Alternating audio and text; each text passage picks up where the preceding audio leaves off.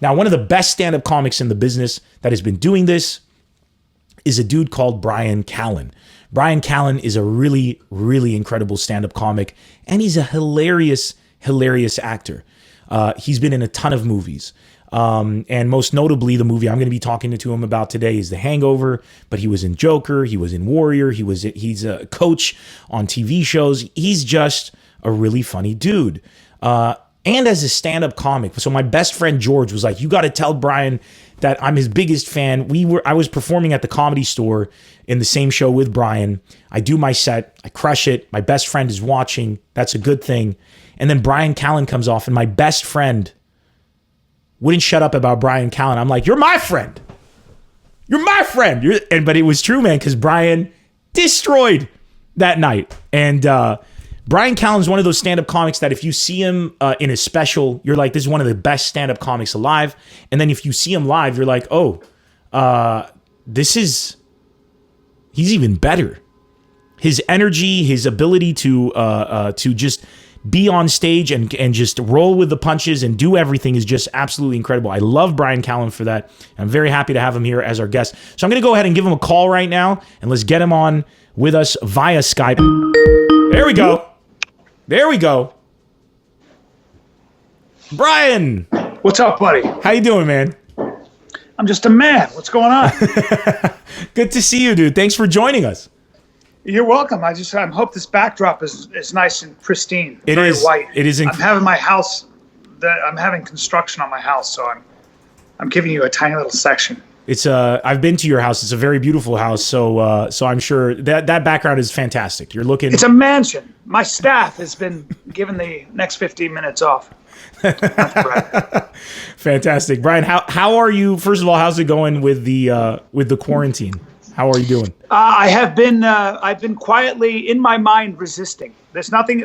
I think this quarantine was probably a good idea.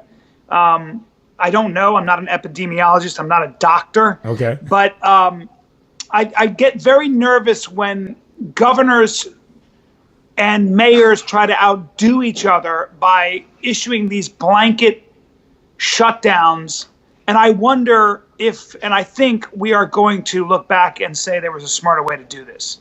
Oh, you're destroying businesses, and again, I'm sure there was a smarter way to. I'm 100% sure there was a smarter way. Yeah, I think there would be a smarter way. We've never done this ever, and I think the silver lining is it's a good practice run for when a virus comes along that kills everyone indiscriminately or whatever it might be. Yeah. And it's even more contagious, which is maybe a matter of if not when. So I'm willing. The point is I need to be more self-sustained. I need a well, I need solar, I need 4 freezers of hunted meat, and I need lots of ammo and guns. That's what I wanted to ask you about.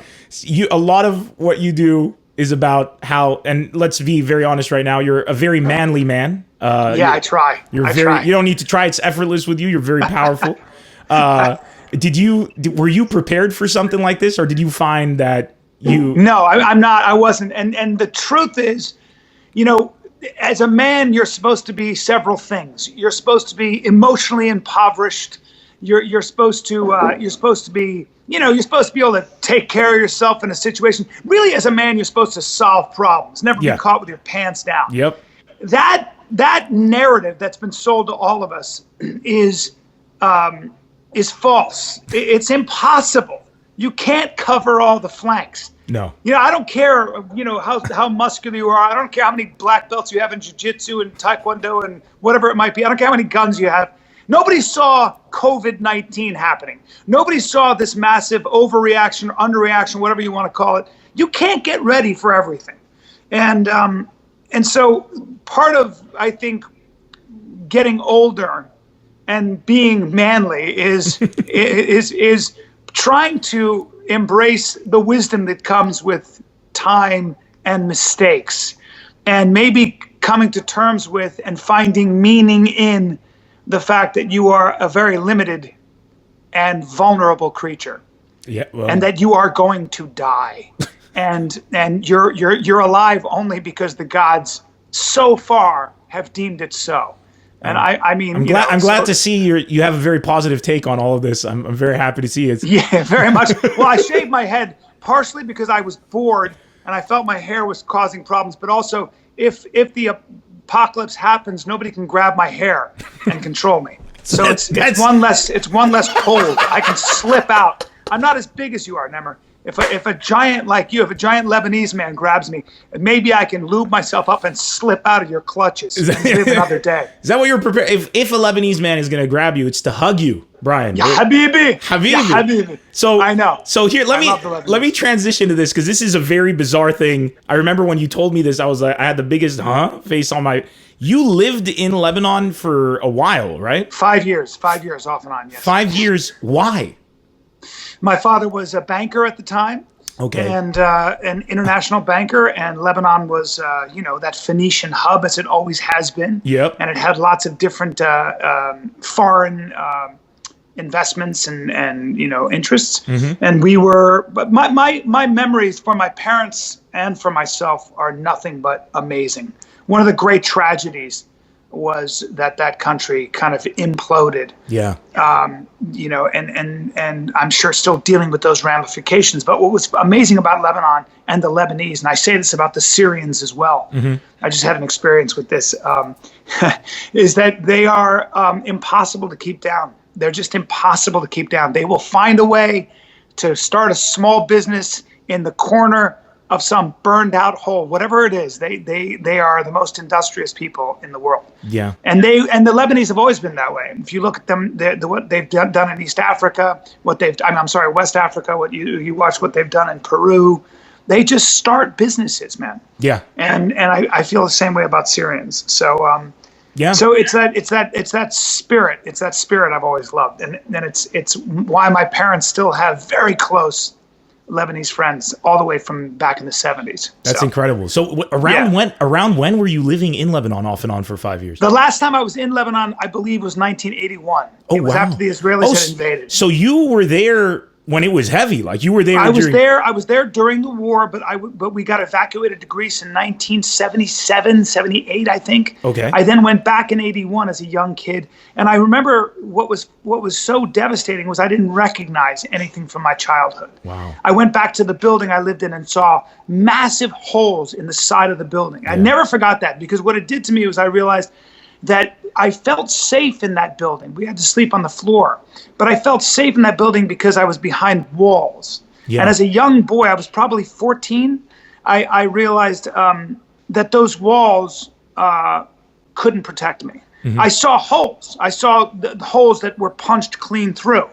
And that was really weird and surreal. And I've never spoken about it until just now. And it was a memory that I'm putting together now. But so basically, it made me feel so vulnerable. The walls that you kind of grew up feeling protected you just literally saw. I mean, you couldn't get more metaphorical than that. There were holes in it. Like it punched holes through your very much so understanding of safety. So. You know, Lebanon was a paradise. Lebanon was a place where you partied up all through. Even as a kid, I knew this because I saw my parents and their friends. Mm-hmm. You ate dinner at 11 at night sometimes. Yeah. You know, people would fight over the check. It was so fun. It was just always fun. I'm paying, and they'd have wrestling matches, and of course everybody. It was all that drama that Lebanon passion. Was. Yeah. And passion and fun and cosmopolitan, and then to see what that war did.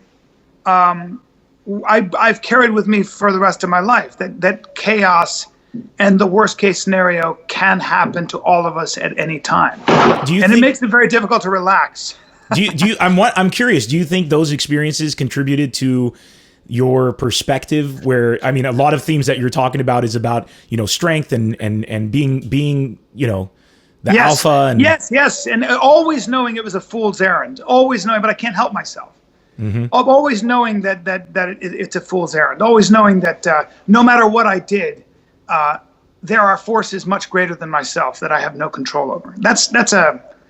So I've never been relaxed that way. Wow. I never was able to really kind of, smoke weed and just chill out. Really? Really? No.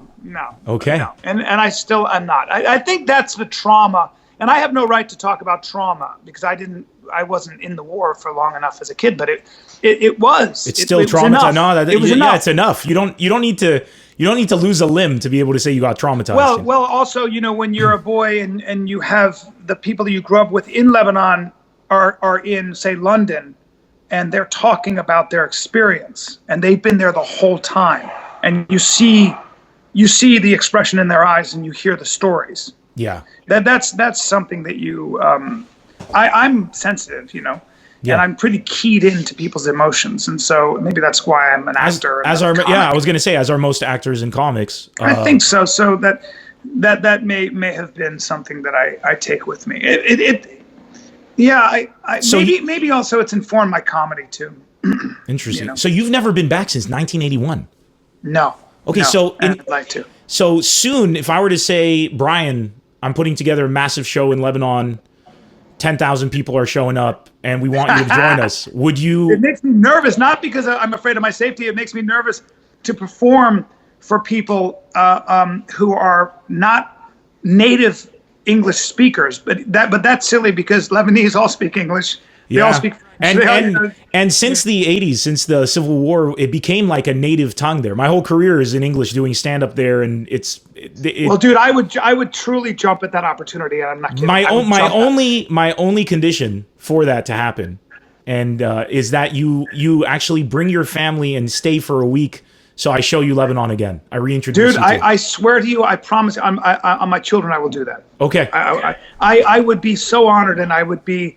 To go to Faraya, to go to Coral Beach, that stuff makes me want to, it's just, the memories were so strong. I think that I would just, I can't think of anything better. Dude, okay, then I'm publicly saying it right now. I'm going to make sure that happens. And thank you for saying what you said.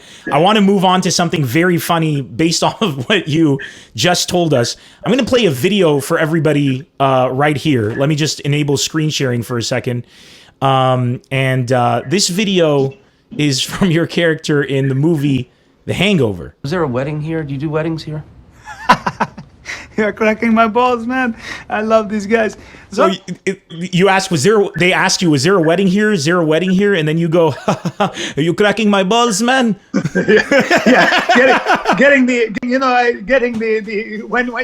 When you, there's nothing funnier than when somebody doesn't speak English, but he gets the swear words wrong. You mother bitch. You are a mother bitch. You are for fucking this motherfucking. He's a bitch. His face is like a donkey. I don't know. They don't know how to do it. They're so mad. His fucker mother. This guy. He's a fucker mother. Good guy. It's like I love that shit. So that was a Lebanese guy. That's what I wanted. When you told me this, I remember we met in. I think the first time we ever met was in backstage at the Wilbur Theater. Yeah. When you guys were doing The Fighter and the Kid, the podcast, in the theater. Right. And I had just finished my show. Yours was coming up after. I remember that. Yeah. And I said, "Hey man, I'm a huge fan. My name's Nemr," and you said, "I know you're Lebanese. Did you know my character?" And I was like, "What the fuck is happening right now?" Because this was the most left field thing. I had no clue. And you told me that character. I'm like, because everybody in Lebanon, I remember when we watched The Hangover and Hangover 3, by the way, with Samir, which we're going to talk about as well. Hangover 2. Yeah. Hangover 2, sorry. He was probably more Egyptian. Yeah, I'm going to talk to you about Same that. Accent. We're like, this guy knows an Arab. Like, this was the consensus. So when you confirmed it, brought Joe. So please tell everybody watching right now about that. So the character was written first as a guy from New York. His name was Eddie. He was in a sweatsuit, and he was, from Long Island. He was from Brooklyn. And he talks like this, and he could get you stuff. And he has a wedding. And I said, that's not who owns wedding chapels in Vegas. Vegas, true. The guy who owns wedding chapels in Vegas is Armenian, or he's from Lebanon, and and those guys who can, if you want to buy, I can find you anything. And for me, I can get you anything you want, mulakhiya, shawarma, whatever you want. Right now, I can get. Right now, I call for a Mercedes. You want Mercedes? Look, my Mercedes, beautiful. But this one is perfect. I mean, they are always. They'll sell you. Before you know it, you're like, fuck. I have a Mercedes and a beach ball. I don't know how it happened. So they started laughing when I did that. Bradley Cooper, all of them. They were like, dude, you got to do it. And then when I get shot, I swore in Arabic. Yep. And I was like, they were laughing so hard. They were like, dude. So Todd Phillips said, you got to play that character. But I was playing the guys I knew from Lebanon, the macho dudes like Tawfiq and these guys that I had known. In fact, my friend Tawfiq from college was actually Jordanian and I think German. Oh, he was the guy what a gangster mix. Oh, dude, stud, handsome, and the legend is when he went to the Jordanian army, the guy, his sergeant, found a hair dryer in his bag. He's like, dude, you can't have a hair dryer. Get at his hair had to be perfect. He wore the tightest jeans. He'd pull his whole piece to one side so the girls. It was all about virility. The greatest. He was the greatest. And he was just a great guy. So I played those. You know, I took her to my bed. I make her all the night like that. She cannot do with another man. You know those guys. She cannot do with another man. I make a massacre. You know those guys. You got to be virile. You got to talk about sex like it's a war. And so all of those wonderful sort of macho, you know, it's the Italian, it's the Lebanese, it's the Armenian, it's the Spanish virility. Yeah. And you know, those things are so important to men of the Mediterranean. Oh, yeah. And I'm 51% Southern Italian. So so basically, by the way, it's you, because Italian is Lebanese as far as I'm concerned. When I went to Sicily to go trace my roots, if you look at the Sclafani household, the original house of my ancestors, guess what's written on the walls? Arabic. Really? It's Arabic. Yes, it's Arabic. So the design and the writing in the tile is Arabic writing and tile design. Wow. So whatever the case, Sicily is very close to North Africa. So obviously, to be Sicilian is to have Arabic blood. Definitely. Usually. There was so much trade. So anyway, yeah. So that's the story of that. And then in Hangover 2. Yeah. So tell us how Samir, it looks like he's Eddie's cousin, basically. Yeah, of course he does. Yeah. Because what happened was, there was a character who was Indian, and I guess he wasn't working. I was an older guy, and he was supposed to own the strip club, and they had an actor there who was actually from India. Okay. And it wasn't working. And so Todd Phillips calls me and says, "Hey, dude, I need you. Can you fly to Thailand? We'll pay you. We'll fly you first class. And I know it's last minute." He's apologizing. Okay. He's apologizing for offering me a role when I'm a non-working actor in the biggest sequel in the history of the world. And he's going to fly me to Thailand and pay me something like 25 grand. I don't remember what it was. I knew I was going to make a lot more money with residuals. I wasn't making money. I was like, "You're apologizing, putting me in the biggest movie? I'll be there now." So I get on a plane the next day. I had to be fitted for a wig. It was all a rush job. Wow. And I get there and I had all these characters. I was going to play him like this, someone from, I don't know, he owns a strip club. I wanted to play him like kind of as a gender fluid kind of guy. Okay. And I kept doing different characters, and Todd and Bradley Cooper and Renee Zellweger, they were all kind of behind the camera, and they kept shaking their head. That's not it. Like, nah, that doesn't work.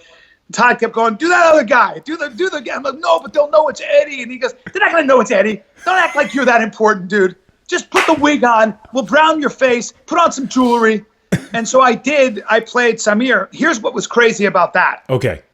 I play Samir. Let's call him. Maybe he wasn't Lebanese. Maybe he was Egyptian. Who knows? Either way. Yeah. Either way.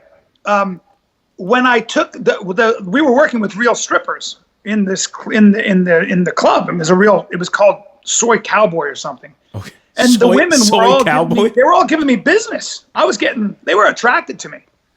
And then I took all my makeup off, and they wouldn't look at me. Samir is more attractive to Thai women apparently than is Bryan Callen with his pink skin and his short hair. So that's the story. So that's basically what you took away from the difference. So between Samir and Eddie, I guess so. It's the attractiveness to Thai people. Yes, I'm better looking as Samir. I don't know.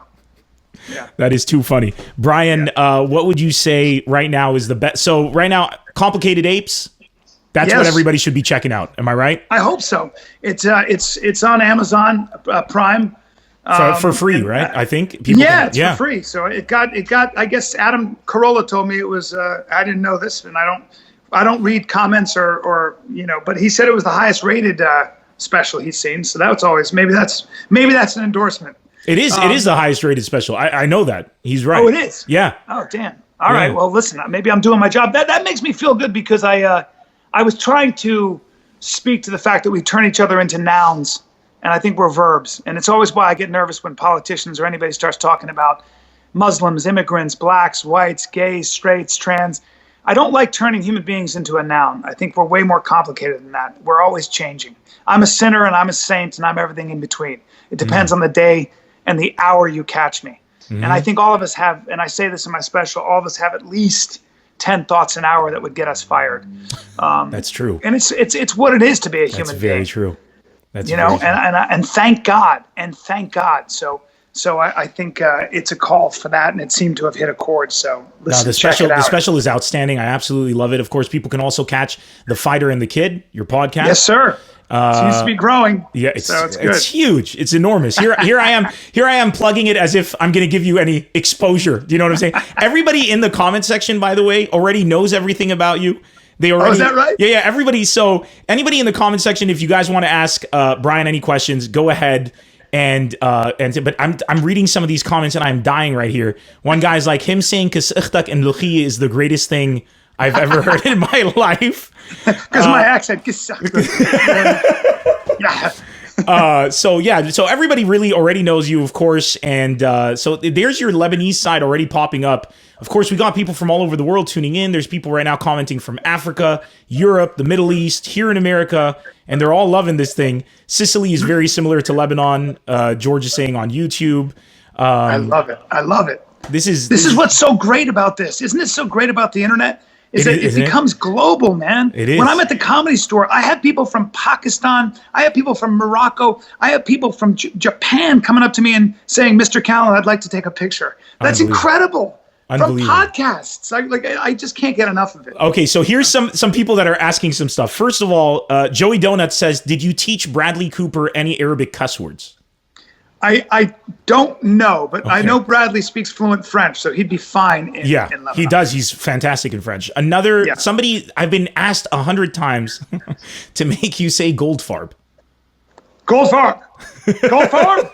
That's how I say it, because his name is Goldberg, but I get his name wrong on the Goldberg. Yeah, exactly. Yeah. You're getting hellos from Sydney, Australia, which is amazing, because I think it's like 5 a.m. or something right there right now. That's right. The people wake up for me. What are you going to do? I'm telling you, man. You guys are good, man. They were all messaging me earlier telling me that they're not going to be able to make it in the previous episodes, but today they're all here. So Sid, we have a huge following in Australia and in the UK and Scotland, The Fighter and the Kid. So okay. I know I have to go do a tour there. I've just been remiss. I've been so busy with the TV show and stuff, so it's hard to get away. I'm going to Australia in theory, I'm going to be there in September. Hopefully. Inshallah. Inshallah. I hope so. So you know what I mean? Somebody's asking if you have any Armenian impressions. Yeah. Basically, if you From watch Alien Prod 7. the TV series Kingdom, I play. The hell was his name? I play a fight promoter who's Armenian. And basically the accent is, I'm trying to be American, but sometimes there's a bit, I've been living here a long time, but I still have some Armenian, so you can't really tell if I'm doing an accent or what. But I try to be very, very sort of. Sometimes you can speak this way, and you don't know if I'm actually American or if I'm doing something. I'm doing some kind of an accent, but you don't even know what it is. So that is great. I do it a very subtle way. Amazing. It wasn't very good. Actually, that's spot on. That sounds very Armenian, American Armenian, definitely. Yes. Basically, anyone from Glendale. Anybody from Glendale, yeah. My man. Well, remember, there are a lot of Armenians in Lebanon. Oh my God, in Burj Hamoud, the area. Yeah, because after the genocide, in 1914, or I think it was 18, they had to go somewhere, man. And so the Muslim world actually absorbed a lot of the Armenians. They did. So there are a lot of Armenians in Iraq. I have Iraqi friends who are actually Armenian, the Bogosians. And they grew up in Iraq, and so all of that stuff. Yeah, they're basically right now, to be quote unquote from the Middle East means you could be Armenian, Arab from any multitude of places. Africa. It's very bizarre because of all the wars. So many people ended up mixing there. Well, that's what I always try to tell people too. When you talk about Syrians, for example, like the other day I got my sandwich. I was in this shop with this great deli, and I was with a friend of mine. And I looked at the girl and I said, she had blue eyes and very pale skin and very pretty, and she had gone to medical school. It turned out she was a doctor, but she was working. I said, "Where are you from?" And she said, "Syria." Mm-hmm. And I went, 100%, right? And she goes, yeah. I go, Halab. That's Syrian. That just in case you're thinking of something else, just know that those people, and this is important to say to Americans, that a lot of those Syrians look just like you, man. I mean, just like you, and might be whiter than you. Yeah. It's important sometimes. It's human beings are strangely tribal that way. And sometimes when you hear about a bunch of Bangladeshis or something and they look different than you, it's more of an event. It doesn't hit you emotionally. And I'm sorry to say that. I'm sorry to say that out loud. But when you see that people are they look just like you. They might just dress just like you. They're not religious fanatics. They just want a better life for their kids. Oh my God. And you might have a lot in common with them. That's a hard thing to face for us. It's a hard thing for all of us, including me, to face. Yeah. Because then you have to contend with how deep that tragedy is. There's something comforting about hearing about a tragedy, whether it's in Iraq or Syria, and going, well, they're different. They already had it hard, so they don't look at life the same way. I hear that. We all do it. Yeah. And it's not because we're assholes. It's because we're trying to protect ourselves. It's because if we really face the truth of it, it'd be probably too much to bear. It might ruin our day, our week, or our month. It would. So I think if we were able to feel sympathy. So you're basically saying your theory, which I'm gathering from this, is because of our need to kind of survive difficulty, associating with others or being empathetic comes difficult because it actually hinders our ability to progress. It's in our genes, man. It's in our genes. Human beings are tribal for a lot of reasons. Yeah. But yes, that is what I'm saying. That's exactly what I'm saying. You know, my father one time said, I love my father because at 80 years old, he's never lost his outrage at the injustices in the world. My father's I've never met anybody who has less prejudice in their heart than my father. And he raised me that way. Amazing. And he was a kid from Wisconsin. And my mother's the same way. And my father one time, he was a Marine. And my father, in fact, when the Marines, there were a bunch of Marines killed in Lebanon, or I think I can't remember what it was. And he said, when 21 Marines, when 500,000 Bangladeshis die in a mudslide, it's an event. And when 21 Marines die in Lebanon, it's a tragedy to me. And he said it was shame. He said that's I stole that from my father just now. Okay. And I never stopped thinking about that because my father was a Marine, and that meant that hit him viscerally in the stomach because that could have been him, that could have been his friends. And we're all like that, man. We're all like that. Anybody says otherwise is lying. And we have to fight very hard not to be that way. I agree. I agree. Yeah. Your dad. I remember from one of my favorite bits for you, the Hornet, when where he crushed it with his fingers. Yeah. So I'm pretty sure that characterization of your dad is, from what I'm hearing, is pretty much spot on. Pretty much. Remember, he's a giant man. He's your size, Nemr. Really? And I was born with my mother's bone structure. So, you know, he just was towering always. You know, it's my whole hang up with my size. I've always wanted to be I'd love to be big as you. I just walk around shoving people for no reason and just moving cars. I'd probably grab the back of cars and just move them. You know, I just do stupid shit like that.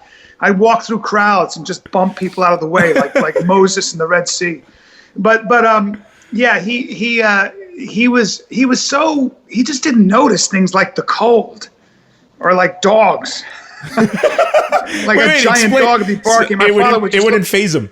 It fucking wouldn't faze him. A German Shepherd, he'd be like, "What? I'll break that dog's legs. What are you talking about?" The worst thing for a dog would be to bite that guy. Wow. Because he'd be like, all right. I remember he had to have extra links added to his Rolex because his wrist was too thick. Wow. That is the most manly. Wait a sec. That is such a alpha male statement. First of all, that he had a Rolex, so obviously he's better than everyone. But at the same time, that he had to have more links added because of his manliness. And hairy. My joke, and I'm serious. He was so hairy that he'd take his shirt off at the beach, and they'd be like, "Somebody put that bear on a leash." He was so fucking hairy. I mean. He's just a man. Was your mom like the sometimes like my dad is very similar to who you're describing. My mom is like the emotional opposite. Like of course, my mother's 5'2". My mother's a 5'2" Italian woman who used to speak fluent Arabic. I would add, after 16 years in the Middle East. Wow. Yeah. So yeah, my mother was the one who would always. My mother would always immerse us in the cultures of the countries that I lived in. Pakistan, India, Greece, Lebanon, Saudi Arabia, Pakistan, all those countries. She would immerse us in she would learn the language right away. We would eat that food. I remember being in Saudi Arabia and eating goat with traditional Bedouin. I remember them being tall. They had camels. They had their heads wrapped. And when you go up to Bedouin and you are an American and you're with your child and you're a woman and you start speaking Arabic to them, it blows their mind. What? That Arab hospitality, Mm-hmm. I experienced it firsthand. Just me and my mother, because the rest of the Americans we were with didn't want to go. And she walked down those dunes and she went and said marhaba and started speaking to them. And let me tell you, man, they opened the world for us. We sat there, we drank very sweet tea and ate goat and rice. It was incredible. Did you eat with your hands? I never had bread like that. Do you remember if you ate with your hands or not? Of course I ate with my hands. Yeah. I ate with my right hand. Not Okay. with my left hand. Yes. You use your left hand for the other thing. Yeah. You understand? Yes, It was really cool. Yeah. Those are my experiences as a child. Those are my experiences. This is blowing the minds of so many people right now online. Honestly speaking, this is the great. I really want to thank you, man, for opening up about these things to us all. It means a lot to me. And as a Lebanese person, I'm Lebanese American, but as a Lebanese guy, anytime I can find somebody with as much influence as you that can say such positive, beautiful things about whether it's Lebanon or the Arab people, whether it's Christians or Muslims from the area, whatever it may be, it really means more to me than I think you can imagine. I think appreciate that, having you on today was a true honor. It really was. Thank you, my brother. And I appreciate you, and I appreciate how you having me on. I appreciate it, man. What I have on you in size, you make up in spades in character and personality. Trust me. So, dude, thank you so much. Really, I won't forget this. I appreciate you, Bryan. You're a good man, brother. Anytime. Take care of yourself. Later. Thank you so much. Right, Bye-bye. Later. Bye. That was the very mighty Bryan Callen, my friends. The very mighty and powerful Bryan Callen. Thank you for checking out that clip. If you liked what you saw, there's a lot more to check out. Check out the channel. Check out the videos. There's lots of interviews like this. And this one was the best one. I don't know which one this is because I just attached it to the... But this was great because you watched it.